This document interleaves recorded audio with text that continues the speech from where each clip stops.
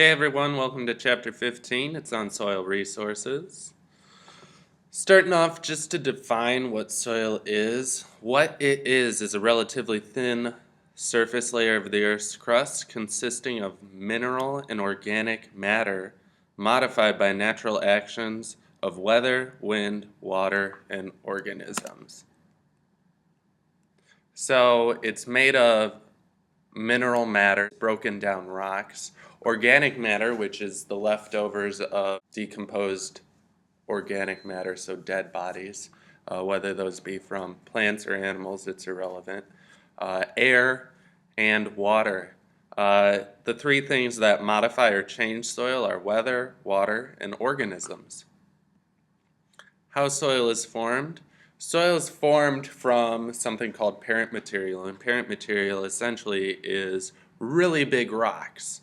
It takes about 200 to 1,000 years of these rocks being weathered, which is having little bits or pieces broken off through either biological, chemical, or physical processes. So one of those processes, when plants' roots do cellular respiration, or soil organisms do cellular respiration, they are giving off carbon dioxide.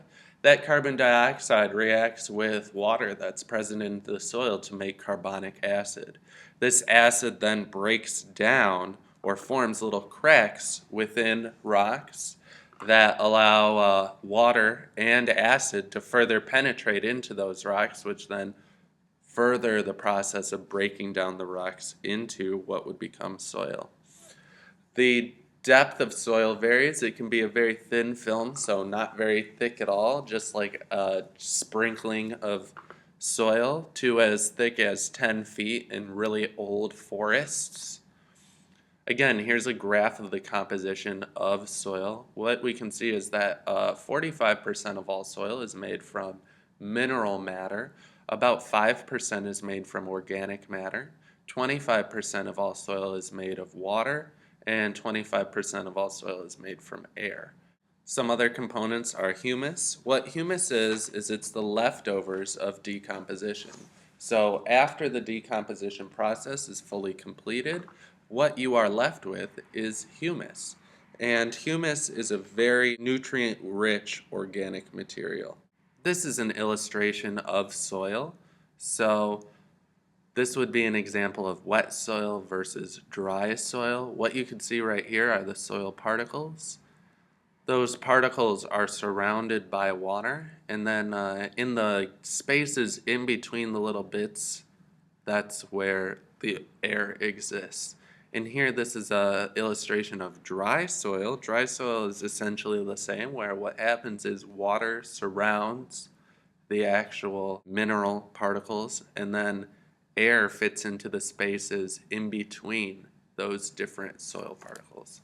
Soil can be categorized by a soil profile, basically a vertical cross-section of what soil looks like. It's broken up into different horizons. The top layer, the O horizon, it's actually only in this picture. The O horizon, it doesn't really exist right here. It's just like goes straight into that A horizon. But the O horizon is mainly organic matter, so it's stuff that's just freshly decomposed. After that is the A horizon, which is our topsoil layer. It's a very nutrient-rich topsoil layer with the accumulation of organic matter and humus happening in that layer. Next is the B horizon. The B horizon is characterized by having clay, and it's also characterized by having a large degree of leaching. So that leaching, what it does is it is the nutrients moving down from this layer into lower layers. Next is the C horizon. The C horizon is where you have your little weathered bits of parent material, and then at the very bottom is our parent material or bedrock. So the parent material is at the very bottom, like closer towards the center of the earth. Above that is our C horizon, in which we have all the weathered rock bits. So this is where the formation of soil is occurring, is in between that bedrock layer and that sea horizon layer. This is just a diagram of different potential soil organisms. As you can see, a bunch of different organisms live and depend on soil, and a lot of these organisms we actually depend on. So as you can see, it's highly populated by like annelid worms, so just your segmented worms, also just other insects, and then fungus and bacteria. So plants are gaining their nutrients from the soil.